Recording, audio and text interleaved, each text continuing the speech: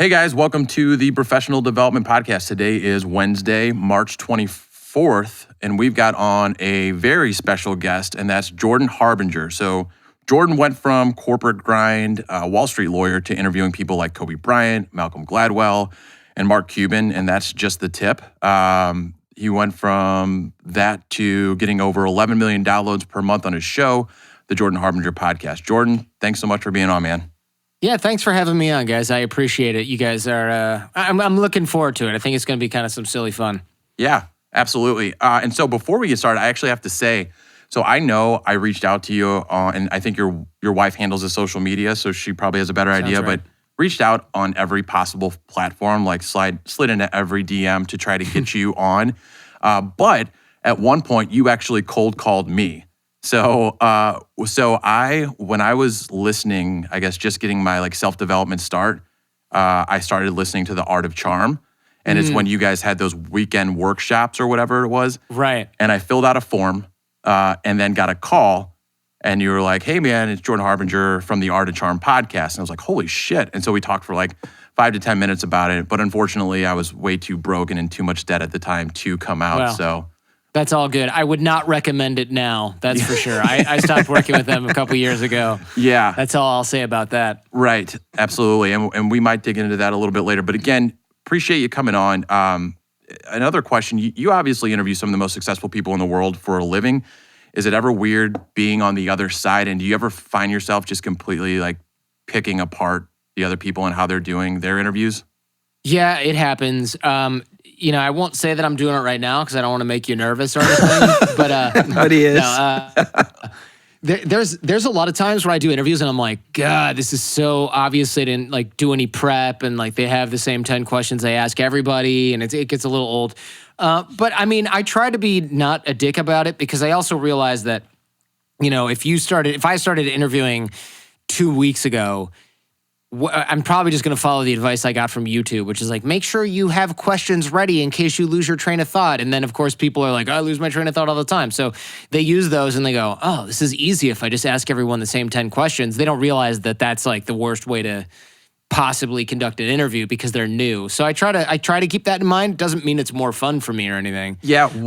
I was going to say, what are your thoughts on the interruptions? Those are fucking annoying. Jesus, who does that? We're getting off to a bad start here. I'm fucking failing right now. I'm actually gonna bounce. I'm out, guys.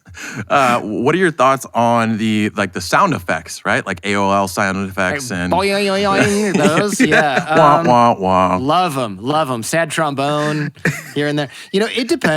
I've thought about throwing some of those in, but I never have a soundboard handy. It sort of depends. If you get to FM morning zoo radio show level of sound effects, you're using way too many sound effects. But if somebody says something and it's kind of a downer and it's a funny show, you can do sad trombone and it's kind of funny, right? Right. Almost the overplayed stuff. Yeah, I would say one sound effect every 20 to 30 minutes, no big deal. One sound effect every 5 minutes, you obviously have a shitty show with nothing going on and you're probably going to get fired. Yeah. A lot of filler. A lot of good tips. And Bobby's actually writing these all down right now. So That's good. We appreciate appreciate that. So why don't you give us a background on your story just from going from Wall Street, because a lot of the listeners might not know who Jordan Harbinger is. So give us a 30,000-foot high-level overview of your background, how you went from 9 to 5 or probably working 70 to 80 hours a week. Yeah, 7 to 12er. Exactly. Yes. So I started by going to law school, but I didn't go to law school because I was like, oh, this is going to be great. I want to be a lawyer. I went there because I tried to get a job at Best Buy after undergrad. And they were like, okay, you're going to be selling CDs. And I was like, no, I can build computers and I have an undergrad degree and I speak 3 languages or whatever at the time. And they're like, cool, you're going to sell CDs with this 17-year-old kid who's a sophomore in high school. And I thought, this is crazy. What am I doing? I have a college degree. I have debt, more importantly. So I just went to law school because I thought, well, can't get into medical school, didn't take any prereqs, don't really have a deep desire to get a PhD in education or something like that. Maybe I'll just go to law school, which is now, 2020 hindsight, law school is a catch-all for overachievers or wannabe overachievers. I'd say a good half to 60% of people in law school have no real desire to be a lawyer. They're just like, I'm going to go work for a bank. I'm going to go work in corporate. And a law degree is a great way to get hired because the job market sucks, stuff like that. Right. Or my dad's a lawyer and he really wanted me to do something. So here we are. And that's kind of why I went. Not my dad was a lawyer, but I just had I thought like $7.25 an hour or go to law school for 3 years, probably get a 6-figure job on the way out. That's a better bet.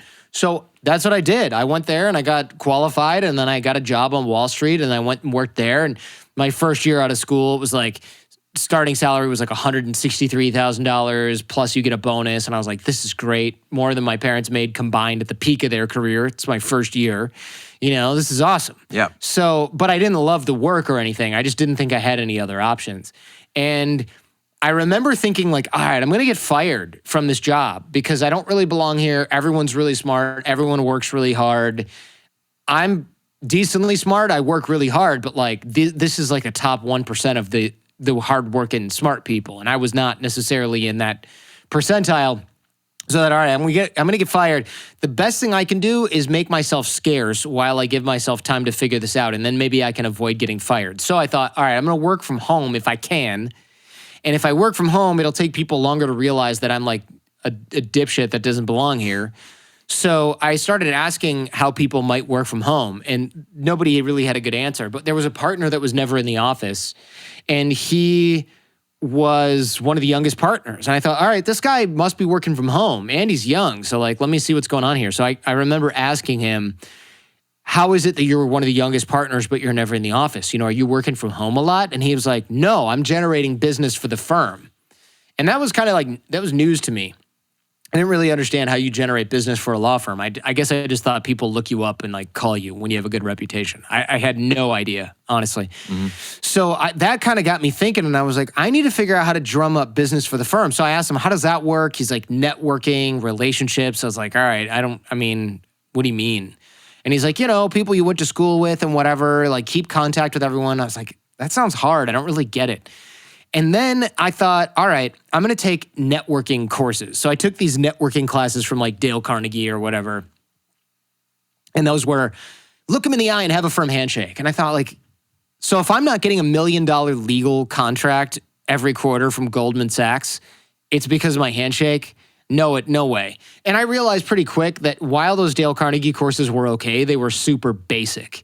And some guy wearing a sweater vest who's working at the fucking Learning Annex on Tuesday nights, like that guy doesn't know anything about getting a real corporate deal. He's never probably even had a corporate job, or he's, he's like laid off from an HR department somewhere in a Midwest Michigan corporate. Like this is not a guy who even gets my world, let alone has any idea how to succeed in it. Sure. And I also kind of realized looking around, I'm not trying to belittle anyone, but I also realized looking around, like most of the people in these Dale Carnegie classes were like, yeah, I'm working at a car dealership, so they sent me here. Yeah, I'm working at the post office, and my manager said that if I can't learn to run meetings without freaking out in front of 12 people, that I'm not going to get promoted. And I was like, I'm trying to generate multi-million-dollar deals on Wall Street. And they were like, okay, bro, what are you doing here? And I just realized like, this is not the business. So I started learning from first principles. I was like, all right, if people don't like you or know you, how do you get people to know, like, and trust you? And I was reading sales books and taking sales courses. And then I was looking at like what spies were learning and stuff like that. I was like, this is the real shit. I don't know if I'm allowed to say this type of stuff on your show, but I'm going to. You can say things like, say fuck shit. Pretty much it's called professional development. Yeah. I feel like that's fair game. You're clear. Right? So that was where I went with it. I was like, I need to figure this out for real. And since nobody's got the way that this is codified is not like, no one's teaching lawyers this. So I'm just going to like make this curriculum. And I started to teach it at law school because they asked me to. And then I realized nobody gave a shit. Nobody was like, I need to learn how to network. There were like 5 women that wanted to learn this. And all the guys were like, I don't need that. I'm going to go to work at this fancy pants law firm. And I'm brilliant because I'm going to Wall Street. The women though were like, we're entering a men's world. We need to stick together. We need to develop networking and relationships. Teach us what you have to know. So I started teaching these courses, and then eventually I started teaching them at bars in Ann Arbor because that's where I wanted to meet in the middle of the summer when it was 95 freaking degrees, and not like in a non-air conditioned room in the law school. I'd rather do it over drinks. So I started teaching at this bar or these bars, and like the group started growing because I started dismantling or deconstructing, I should say, people's body language, nonverbal communication, things like that. And then after showing up at the same bars with 12 women and now 15 women and now 20 women or whatever the group size was, guys were like, hey, what are you doing? Like every day you're here, or every week you're here with a bunch of women. Like, what are you doing? I see you like looking at people. They're all like loving it. What's up? So guys started coming. Then it was like, all right, I'm repeating myself. I don't have a textbook. I'll record the audio to CDs, give new people to the group the CD, tell them go back and listen to this 3 hours worth of crap.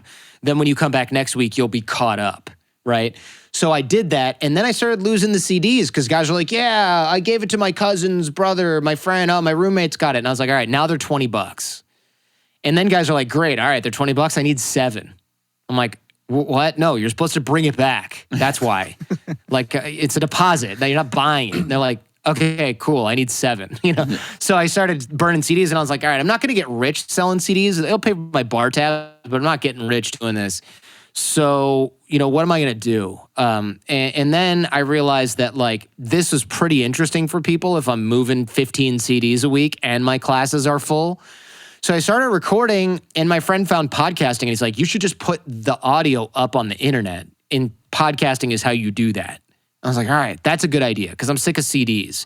So we put it up online, and then the first week that it was up in iTunes, we were getting downloads from Germany, Canada, South Africa. I was like, how are these people hearing about it? So I even said on the show, this is the precursor to the Jordan Harbinger Show. I don't really mention them by name. You did earlier, but I don't want to give them any free promo because I left and sued their ass. I started to get downloads from everywhere, and I was like, this is really taking off. This is working out really, really well. This is more like a show than it is me teaching this local course. And I just ran with it, I loved it. I enjoyed doing it. It was like radio. I really had a blast with it. And it was like, read books and talk to smart people. Where do I sign up? At the time it was talk about dating, and that's all I cared about at age 26, 27 anyways. So when I moved to New York to work on Wall Street, I kept doing the podcast, and then I got picked up by Sirius XM satellite radio. I was doing a show on satellite. So I was like, wow, I have a really cool job, and I have a law job that pays for everything. So this is a really cool kind of thing I've set up for myself here. And I kept doing the satellite radio show and the podcast for years and years and years. Eventually I left my old company, and now the Jordan Harbinger Show is one of the largest podcasts in the world. So 15 years to an overnight success. Which is incredible. And I'm sure we don't want to talk too much about it, but obviously I did listen to that podcast, The Art of Charm, and then you ended up splitting with them and had that was at 4 million downloads a month? Something like that? Yeah, it was good memory. It was around, probably at the time, around 4. So as you can see, the current Jordan Harbinger Show is much bigger. It's at 11 million downloads. Than the old show ever was. Yeah, so it's 3 times the size. How's that feel? It feels pretty good because it was an acrimonious split, and they tried their best to screw me over in a lot of ways. And all I did was work hard on my own stuff. I didn't have to screw with them at all, and we see what happened. Exactly. It's it really is the best revenge is not to tell the other team how much they suck. The best revenge is to go and win the Super Bowl and be like, yep, did that without you guys. How's it feel? And that's something you Tom Brady them. Yeah, that's something I wanted to ask you about. Is often, the 3 of us all own our own businesses, and often you hear a lot of times the only reason partnerships are made are to be broken. So how do you feel about that, since you kind of went through that experience one time? Yeah, it depends. A lot of people love having a business partner. It works out really well. They manage their relationships really well. Their roles are clearly defined. Everyone's growing at the same time, But in my case, with some of my old partners, it was really clear that people in the company were growing at different rates. And I have to be kind of careful because we have a legal settlement in place, and they're very much upset about the fact that they're on the short end of this one, I think. It's obvious that I did not fail, and that I took a lot of the team with me when I left. They're pissed off about all that stuff. Obvious, and they should be, because scoreboard. But love it. Not that I'm feeling my oats or anything, but eat dirt. So I look at that and I go, I joined up with partners back then because I was like, I want somebody to go through this with me, and I want, people who really understand what we're doing and are passionate about it. But I realize now, I really should have just hired these guys because they, like at the time, we were all worth $50,000 a year, right? And then it was like, all right, I'm bringing in all the leads. Maybe I'm worth $150,000 a year. But maybe the other guys are not worth $150,000 a year. Maybe one of them is, but maybe one of them is only worth 50. And then maybe 5-10 years later, he's still only worth 50, or he's worth 75. But maybe me and the other guy are worth 500, which is kind of how it worked out. And it turned out that like me and one other guy were doing like 95% of the work. And then when I started talking with my team more, the people who reported directly with me, I was like, wait a minute, me and my team are doing like 90%. The other guy's doing like 5, and the other, or whatever the percentages are. Maybe my team's doing 70, the other guy's doing 20, and the other guy does like, 10. Mm-hmm. And I was like, but we're all equal partners. This really sucks. And then it was like, okay, we're going to give you more money here, and we're going to do this, and we're going to do that. Then I was like, okay, well, here's how we grow. And they were like, whoa. You might get paid more, but you don't get to make decisions without us. And I was like, that's fair. Let's do this obviously really smart thing that everyone who knows how to run a business is telling us to do. And they're like, nah, I'd rather go to Italy on vacation. Yeah. I'm like, oh, shit, we're fucked. Like, it became really clear that like, when you're in business, and this is, I'll stop using my own example here, but when you're in business, you're business married to that person who's your partner. So if one of them spends a shitload of money wastefully, then that's your money, and you can't do shit about it unless you have an intervention. If one of them is like, my parents were never successful, so I'm going to self-sabotage all the time and then make sure that we're never successful, that shit is in your house, right? Figurative. So like right now, one of the reasons the Jordan Harbinger Show is at 11 point whatever million downloads a month, and my team is really happy and we have low stress and we're like really enjoying the process, is because we're all managing things well. We all grow together. I invest in my team. I can take direction without running it through a committee that just wants to literally buy more shoes, or whatever. But on the old, when you have other partners, if they're not rowing in the same direction, you're either pulling dead weight, which is what it felt like I was doing, or you might even, worst case, be rowing in different directions. Like, what if one person's like, no, we need to go all in on social media. And you're like, no, podcasting pays the bills, and we're not beholden to Google and Facebook as a platform, which could change tomorrow. And then it's fuck you, too bad. You don't own the algorithm. You have no say in this. You might have an obviously good idea. And then they're going, oh, well, you just want the limelight because you're the one that hosts the podcast. And you're like, guys, 90% of our income comes through here. Yeah. We need to expand that channel. Well, you're just saying that because you're in charge of that channel. And then you're just like, okay, so you're just going to not ever okay any of the business ideas that I have to grow? And look, obviously I was right about what would grow the business, because I grew in 3 years what took us 11 years to grow, and I'm 300% larger after 3 years than we were after 11. So obviously what I had in mind was the thing to do. But it just took way too much energy and convincing to do that. So you have to be very careful, because you are business married to that person. And marriage, also being a married guy, I can tell you this, you have to grow with your partner. And that means you're doing things where you learn together and you're doing this together. And for me in the business, it was like I'd take a sales course, and then I'd take another sales course, and I'd take a networking course, and I'd craft a product, and then I'd end up writing an ebook, and then I wrote a curriculum for this, and then I started taking speaking lessons and doing keynotes. And it was like the other guys were like drinking at 2 p.m. Yeah. Or not always. I'm just saying, right, like their personal development was the equivalent of, they took a lot of vacations, they bought a nicer car, and I'm like, okay, I didn't buy a new car, I bought a bunch of new skills. And if you compound that over a decade, you look around and you go, what plan? We're not even in the same dimension, like the same solar system where you're like in terms of value you're generating for the company. And I looked at some of the guys that I was, not all, but I looked at one of the guys and I was like, I could replace this guy in like a couple months with a really good coach. Why does he own any part of this company? Like, because he was here early? Okay, fine, that's fair. but he should own like 10%, not 40%, or whatever, 33 and a third. And it just didn't make sense.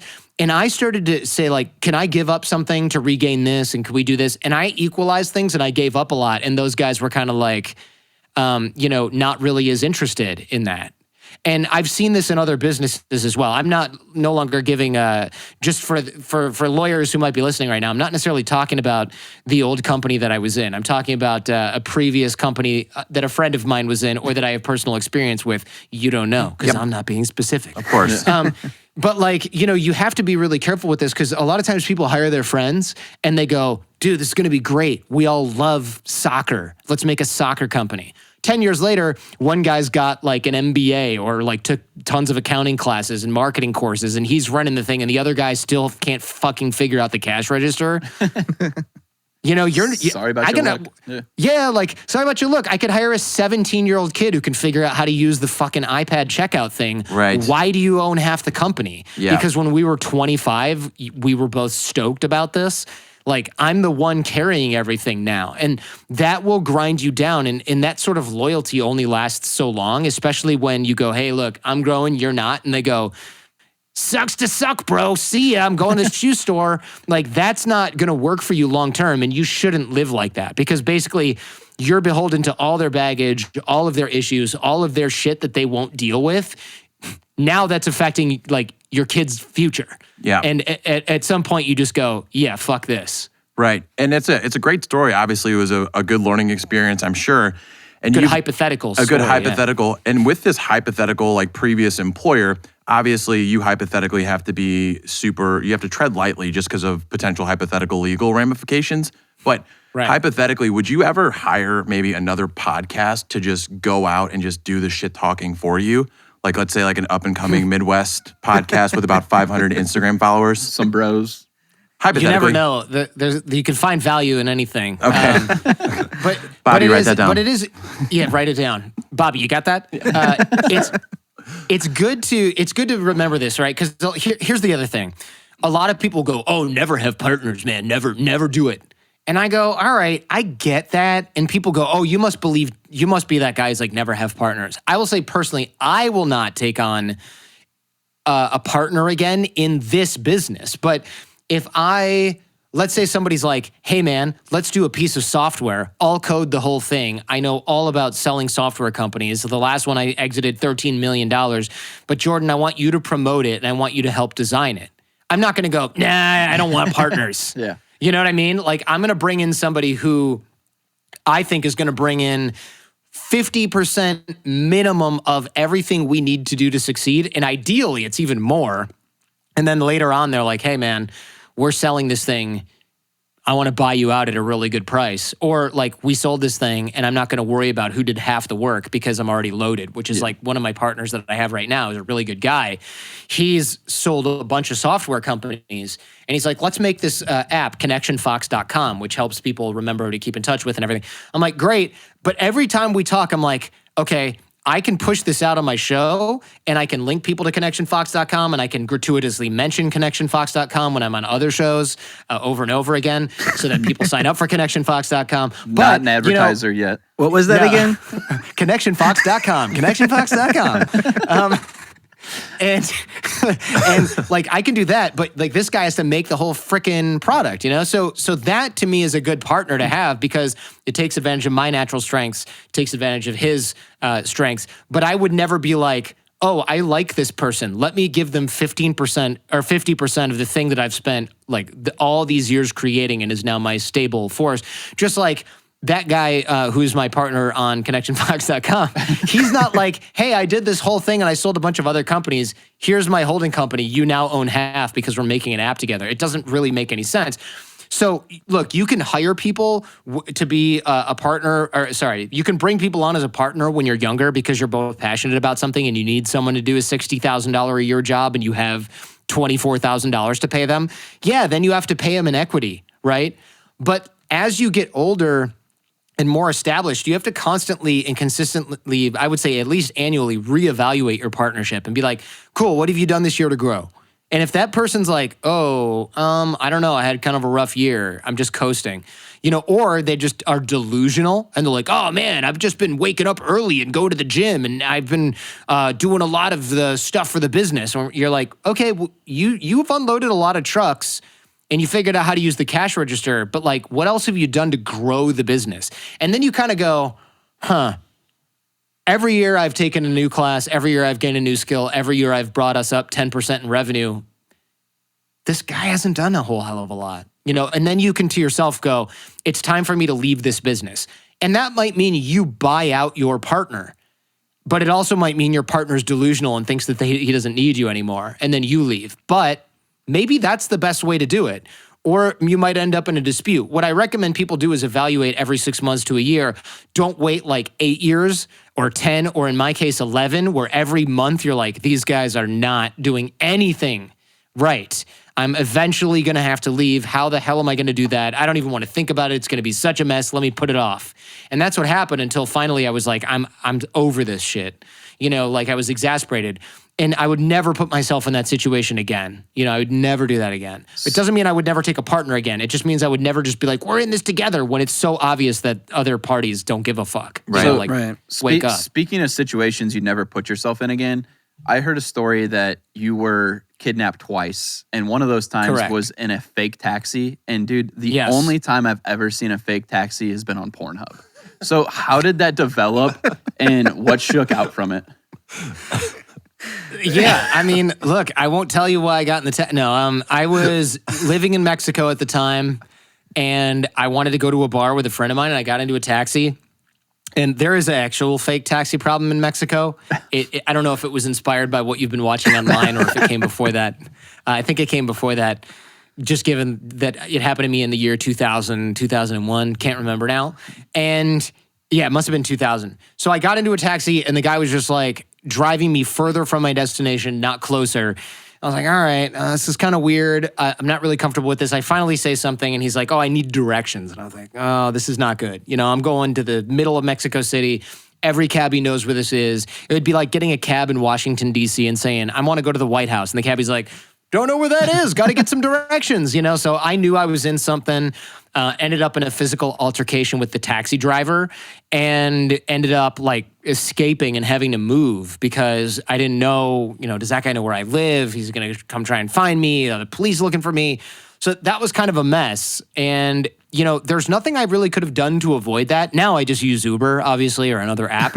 But back then, you flag down green Volkswagen Beetles. I mean, that's what the taxis look like. But there were a lot of people that were either legit taxis that kidnap people or fake taxis that kidnap people. And there were also fake taxis that just drove people to different places and acted like taxis. So you really didn't know what you were getting into. In fact, when I lived there in Mexico City, when I moved, there was a girl that I lived with, and her car was yellow. And I was like, this is so weird that you have a yellow car. Like, and she goes, no, it got stolen. And the person used it as a taxi for, I want to say like 3 years or something. And then the police finally caught the guy, threw him in jail, probably pulled him over for, speeding or whatever. And they were like, oh, we have your car. And it was yellow because he had painted it yellow. Ultimate side hustle. So she got her car. Yeah, ultimate side hustle. So she got her car back, but it was yellow. And I was like, you don't want to repaint this thing? But whatever. Yeah. I was like, how many times she would be driving and people would be like, hey. Hey. I'm like, you should put something, like do something with this car. Yeah.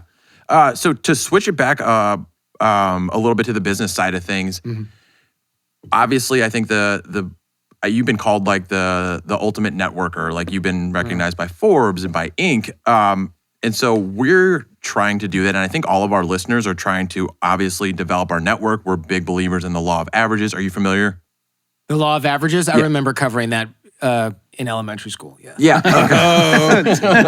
That'll be on the roast. I guess we're not doing that topic next week. He's like, same 10 questions. The law of averages? Oh, yeah. Definitely learned that in third grade, unless you're talking about something else. No, that's the same one. Yep, I didn't read up until about high school, so that's probably why I didn't learn it. So, but what advice would you give to whether you're like personal networking or maybe a podcast that's just trying to up their level of guests to get to a level where you are attracting people at a higher caliber?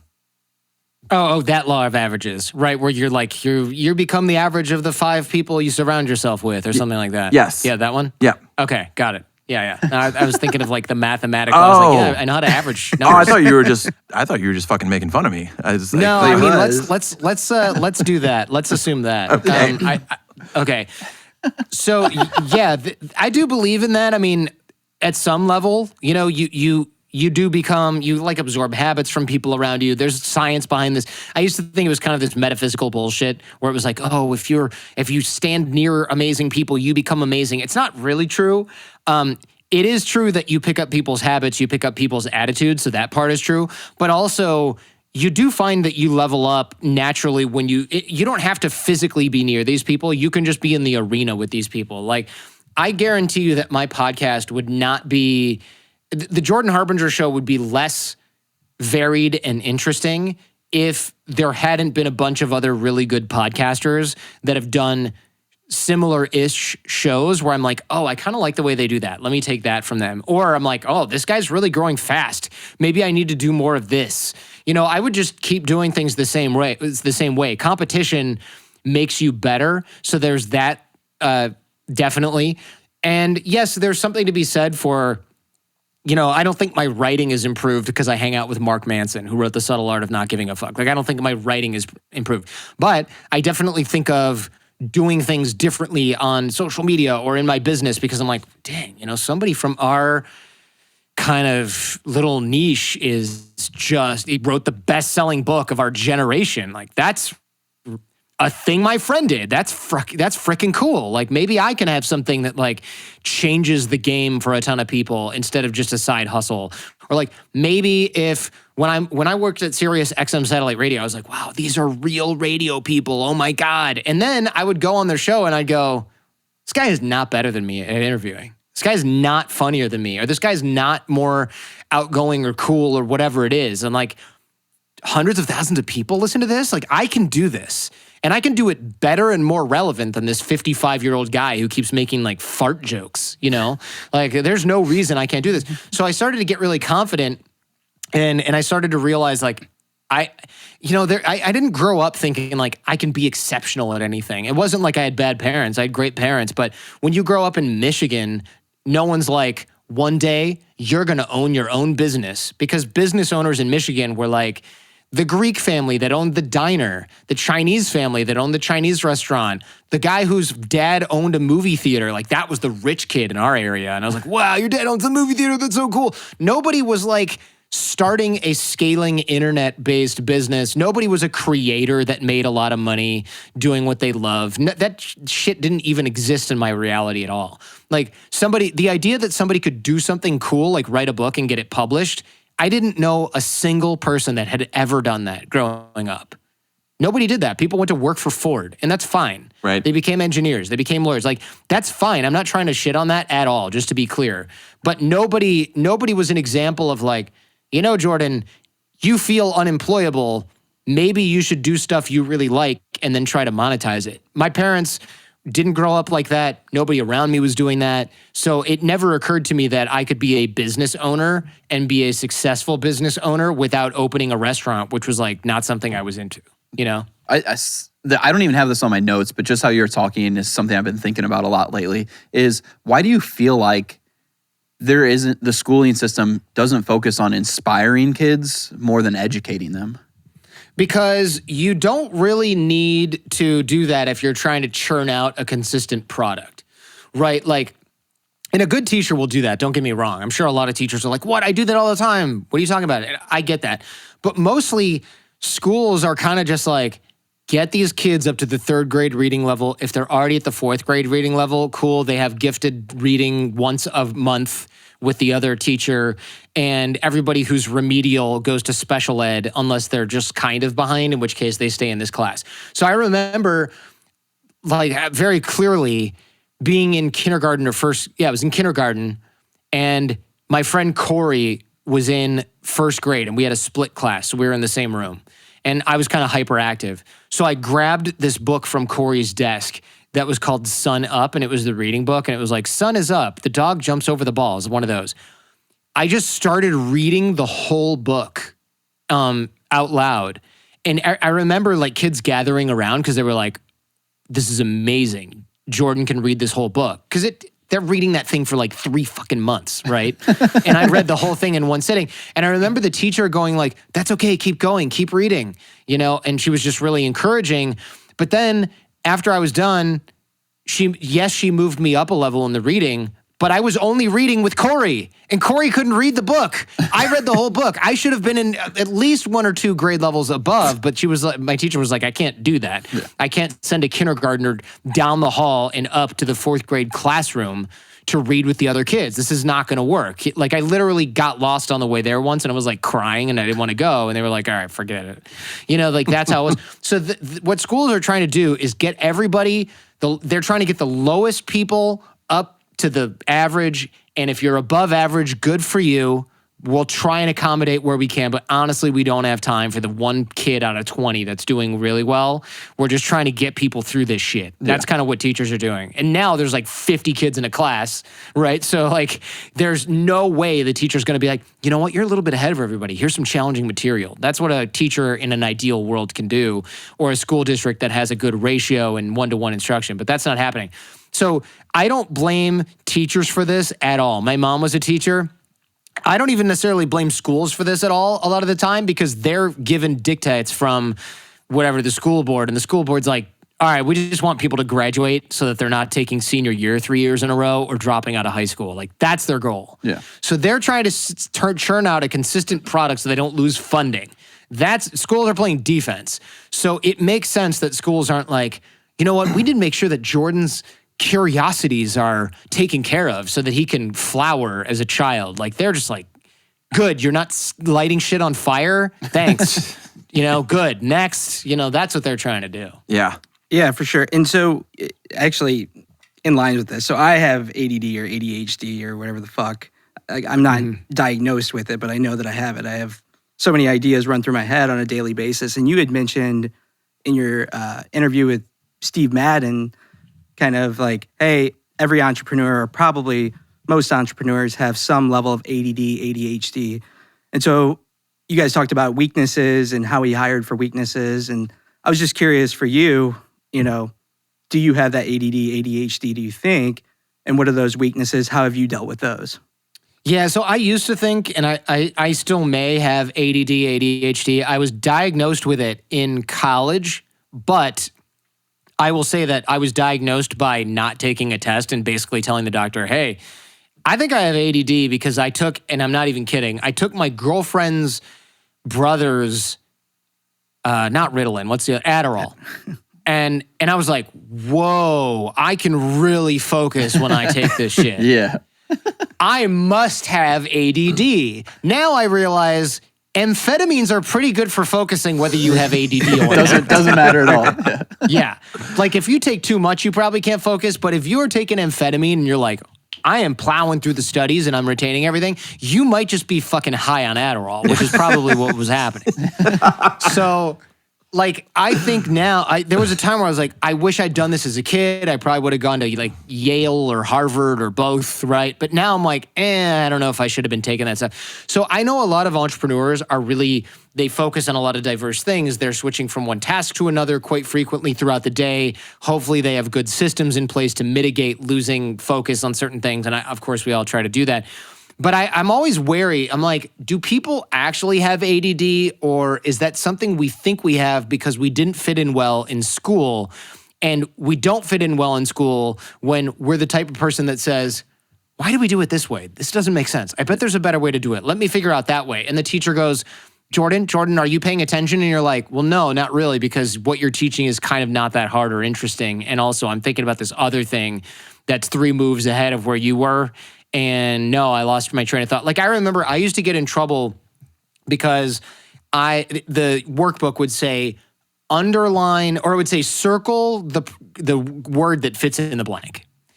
And the teacher would go, great, you have 15, 20 minutes, whatever it is, to do this. And I'd go and underline all the words in like 3 minutes. And I'd be like, great, I'm going to go play. And the teacher's like, what are you doing? Well, what do you want me to do? Just sit at this desk bored?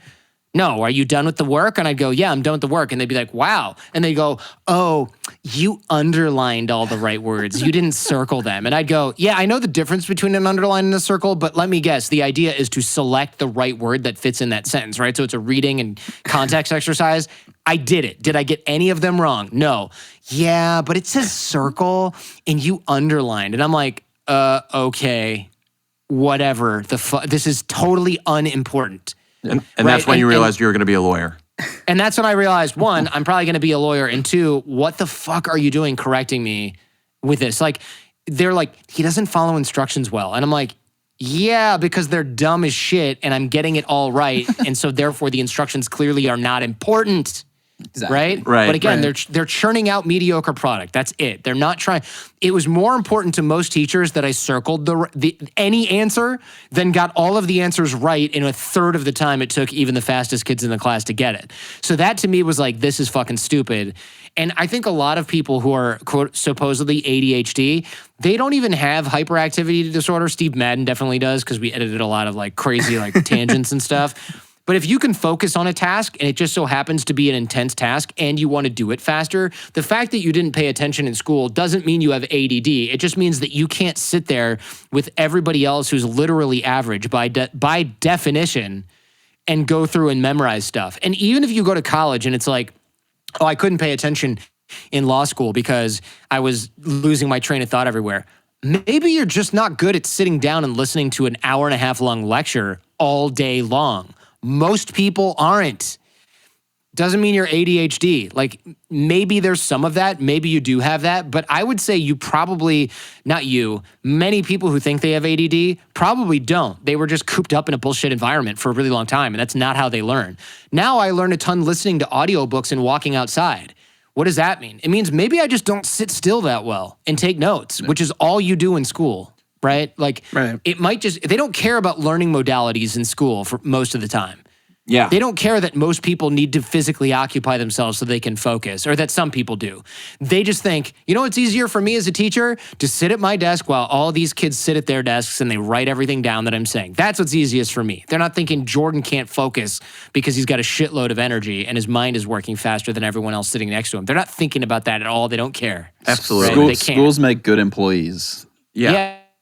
Sometimes. Yeah. And those tests, I remember, I didn't actually, I took one of those tests for like Adderall or like ADHD or whatever. And I'm actually glad I didn't go through with it because I didn't end up taking it, at least, you know, not for school purposes, maybe a little bit later in college. Right. But, Recreation. Yes, recreational I need to more so. focus at 1 o'clock in the morning on a Saturday. I really need to sit down and read this calculus. Exactly. So, but it was just like, do you have trouble paying attention? Like sometimes does your mind wander? And I was just like, oh, I know what fucking answer to circle on this. Yeah. Like, super easy. But I think we're all in agreement where, especially if you can't, like, we all, like Brad said, we all own our own businesses. And I think in school, I was just never interested in a lot of that shit. Like, even in college, like, I just never found anything I was interested in until I got a job. And I started reading a book that applied to that job. And I was like, oh, I can get better. Like, I can get better at sales. I can get better at influence. I can get, like you. I went to Toastmasters afterwards to learn like vocal tonality and how to structure a speech and all this other stuff. And it's like, that stuff interests me. And that's kind of like how we all got into our given profession and professional development in general. Mm-hmm. Yeah, no, that completely makes sense. I remember working at a movie theater and then working for a security company. And I was like, this is terrible. Or sorry, I was like, this is awesome. But then I worked for the law firm and I was like, this is terrible. It doesn't have anything to do with my ability to sit down and memorize information. Now, the law thing kind of did because there was a ton of that. Even as a lawyer, it was like, I'll sit down and do this. But when I had good work, it was interesting enough. It's just that a lot of it was like sitting around and waiting and kind of like crappy dealing with investment banker client type stuff. Now, though, running my own business, I have a million things I have to do. And I was built for this shit, man. I was built for this, like read books, talk to smart people, market your show, answer fan mail, create good show outlines, create interesting content for the Jordan Harbinger Show, create connectionfox.com, connectionfox.com. Right. It's our first advertiser. Yeah, that's true. Glad to get that one. Just not on our side. $0 CPM. But like, you know, doing these things is what I'm like made to do. And looking back, I go, oh yeah, no wonder I felt like dreading getting employment while I was in school because I thought, if this is what jobs are like, I'm so fucked, But no job is like school. That's the other thing. No job is like school. That's what's insane to me. Yeah. 0 jobs involve sitting there and being academic and memorizing things while a teacher lectures and stuff. Like 0 jobs do this.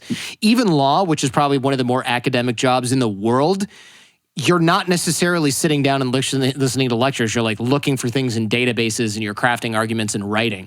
School had virtually none of that. Like we had homework like that, but the rest of it was just listening to lectures. It's actually one of the worst ways I can think of to deliver information to young people with active minds, now that I think about it. Yep, absolutely. So we have an OnlyFans inquiry. And Jordan, just in case you didn't know, because I'm sure you're a big listener of this podcast, but just for new people out there, the OnlyFans inquiry is one of the professional development listeners submits a question, whether it be personal, professional, and how our opinions on how they can get better. So today, Brad, what do we got? So the question that we have for you today is, what do you feel is the best style of management for entrepreneurs? And that's from Aaron. The best style of management, like self-management, or are you managing team members? Team members, I think, is what they're going after for employees that you're working or have working underneath you. Sure. So this is tough because it does depend on the business. Like if you're running a footwear store, the best way to manage employees is not going to be the same as if you're running a distributed internet-based business. That's going to be night and day. So for my business, on the Jordan Harbinger Show, I specifically hire people that are not only working for me. I have one employee, it's my wife, and she's working for me only, but for our business, I guess you would say, and for me. But everybody else is a freelancer that owns their own business. And I do that deliberately. One, I don't want to pay for health insurance and things like that. And in California, if you just try and hire a freelancer, but you're their only client, you can get super screwed. So I want them to have their own business, have other clients. The other reason is because I find that a lot of people who work with multiple clients, they're better at communication. They're better at managing their time. They're better at communicating and managing expectations. The other reason is if somebody owns their own business, let's say they get sick.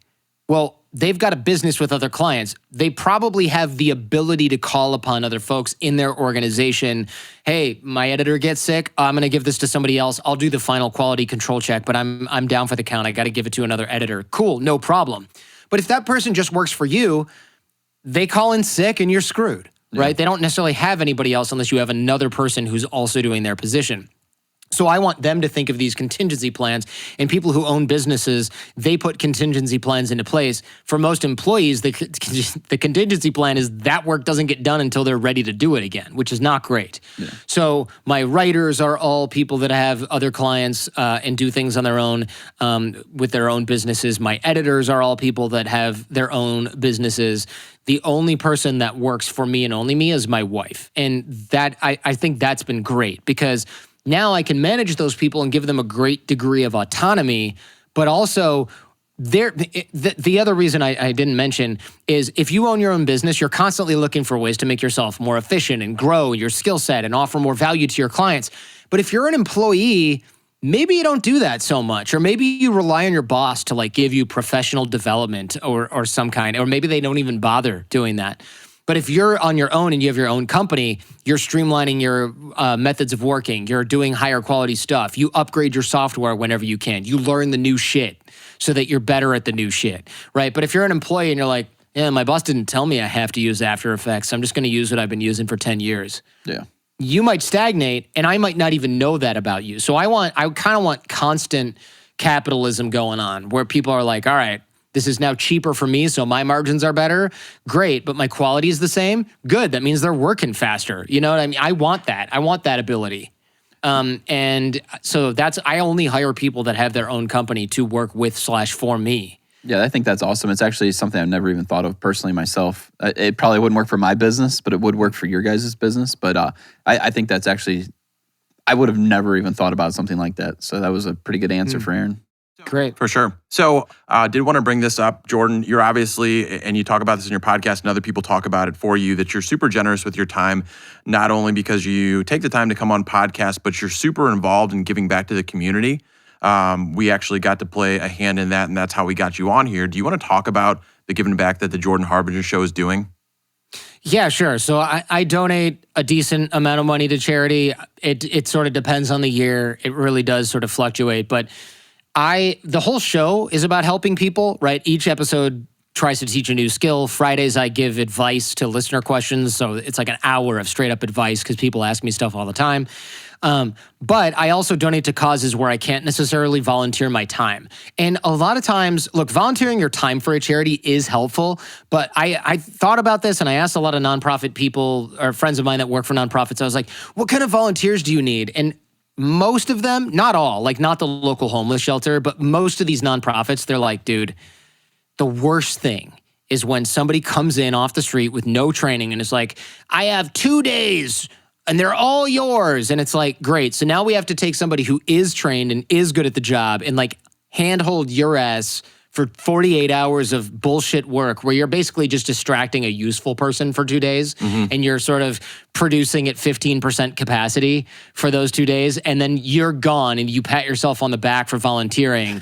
And then we've just mostly like have a net negative experience.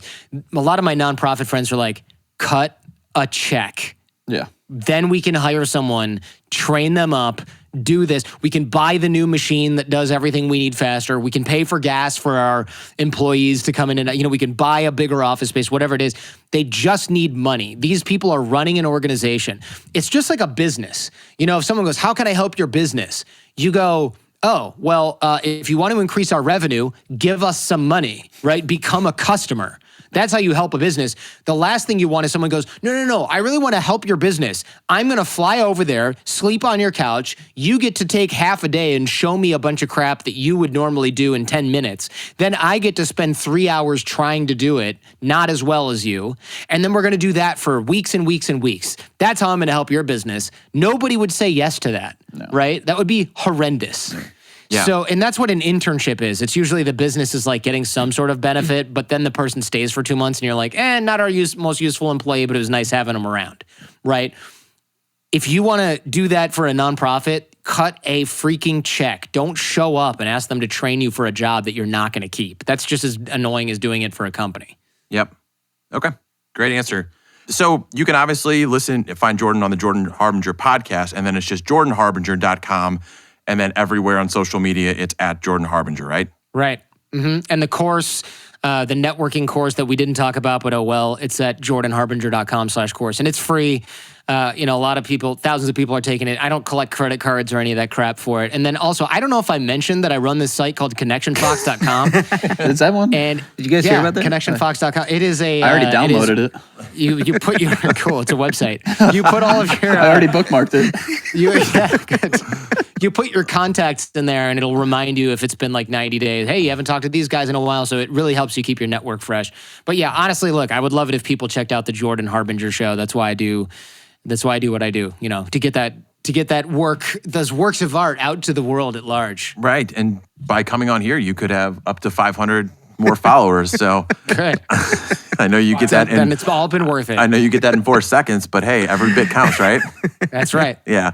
Jordan, we really appreciate it. Everything, all the content you're putting out, everything that you do, and especially today coming on the podcast, man. Thank you very much for having me, guys. It was a lot of fun. Great way to end the day. Thanks for everything, Jordan. Have a good one. Thanks, guys. Take care. Have a good one. See ya.